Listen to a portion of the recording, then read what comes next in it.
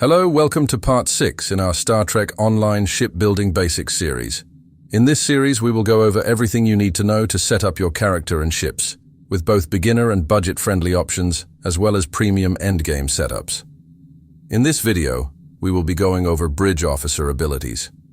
For this video, I will be using the Achilles, but you can apply this information to any ship. There are many bridge officer abilities.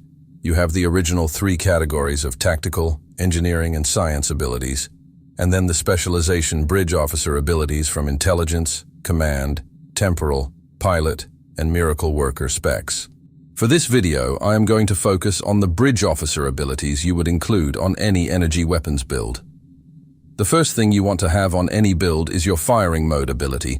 In this case, I have that on the Commander Tactical Station with Cannon Scatter Volley 3. Next, you want your attack pattern, which is always going to be the highest attack pattern beta you can slot, in this case, on my Lieutenant Commander Tactical Station with attack pattern beta 2. Third, you want your tactical team ability. This ability gives you a small damage buff, and also auto-redistributes your shields as needed. In this case, I have Tactical Team 2 on the Lieutenant Commander Station. Normally, I would use Tactical Team 1, but in this case, my ship has more tactical slots than needed. For my 4th tactical ability, I have Chemosite-laced weapons 2 on the Commander Tactical Station. This will apply a radiation damage and damage resistance debuff to your weapons. Those are your important tactical bridge officer abilities, in order. If you are flying a ship that doesn't have room for 4, you can easily drop Chemosite-laced weapons. As on this ship, I have 2 extra ensign tactical slots unused. I added beam fire at will 1 and torpedo spread 1 to these slots. These are used to proc some of my starship traits and also provide cooldown reduction chances with the Boimler personal space trait. Before we get to engineering abilities, a quick word from our sponsor, Lobby Consortium. Lobby Consortium has everything you need for your Star Trek online adventures, the latest promotional, lockbox, and Lobby ships, energy credits, master keys, costumes, and more. Lobby Consortium is run by longtime players of Star Trek Online with extensive knowledge of the game. When you buy from Lobby Consortium, you can expect fast, professional, and discreet service. Check out lobbyconsortium.com today. Next up, we will take a look at engineering bridge officer abilities.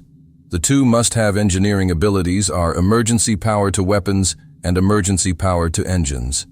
You want the highest emergency power to weapons you can get.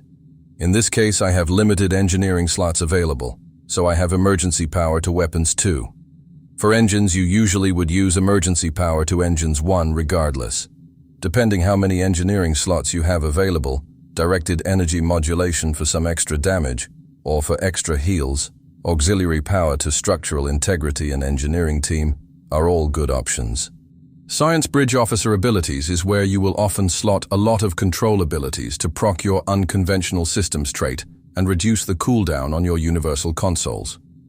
On this ship, I have a Lieutenant Commander Science Station available, so I have Gravity Well, which will not only pull my targets together but also procs unconventional systems, and also scramble sensors and jam targeting systems just to proc the trait.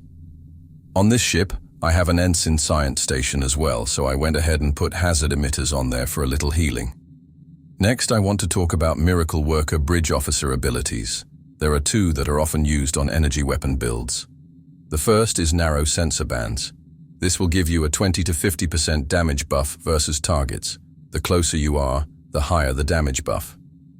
The other ability that is often used is Mixed Armament Synergy. This ability will give the other 3 types of weapons a 50% damage buff when you fire one. So firing cannons gives a 50% damage buff to torpedoes, beams, and mines.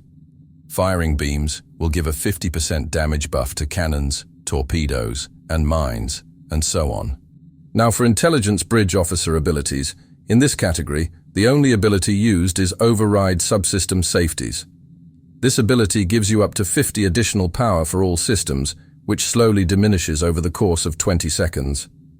At the end, one of your 4 systems goes offline for 5 seconds. Lastly, we will go over temporal operative bridge officer abilities. These are frequently used to trigger the unconventional systems trait on ships that have temporal operative seating. They are Heisenberg amplifier, chronometric inversion field, and timeline collapse, with timeline collapse and Heisenberg amplifier being favored as they have a shorter cooldown, so they can be activated more often. Pilot and command specs don't really have any skills that would be recommended for energy weapon builds. This concludes our Bridge Officer Abilities video. If you found it helpful, please like and subscribe for more Star Trek Online videos. Be sure to check out our next video in this series covering duty officers. See you out there.